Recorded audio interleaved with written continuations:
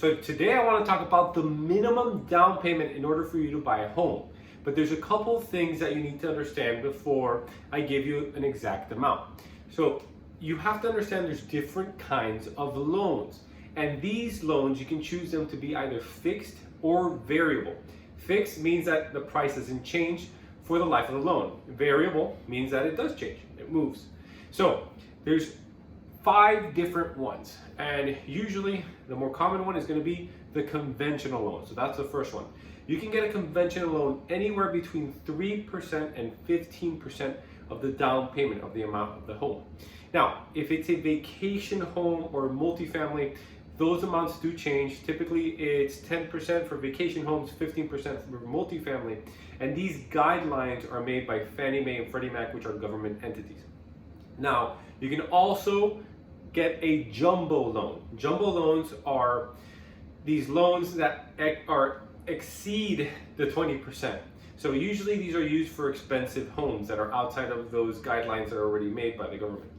The other one is FHA. FHA is typically thought of as the first-time home buyer program. That's what people typically think of it.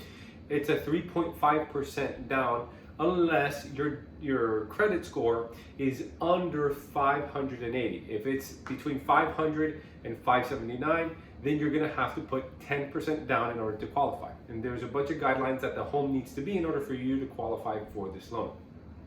There's a VA loan. These are for military veterans, where there's no percent down. So you don't have to put any percentage down in order to actually purchase a home.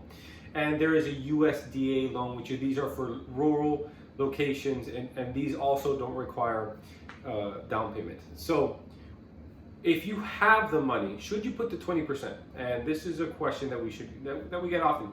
Depends on the condition of the home and what your goals are. So ultimately, at the end, that's what's important. What matters to you and what is the intention of this, right?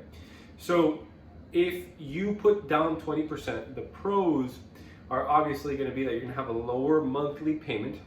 You're not going to have to pay for private mortgage insurance. So this is insurance that they put because you're high risk, and that in case you default, that they have insurance against it, and that's called private mortgage insurance.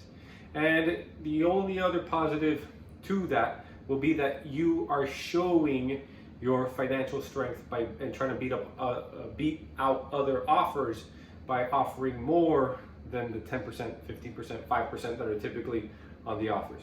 So I hope all this helps. I'm going to link below a calculator so that way you can do the calculations on your own. Don't forget to add PMI, which is private mortgage insurance, if it's under 20% that you're going to put down, because that's going to qualify. And that way you can have the most accurate data you can. So I hope this works and helps you out. If you have any questions, like, subscribe, leave me a comment below. I'd love to hear what will help you with this process.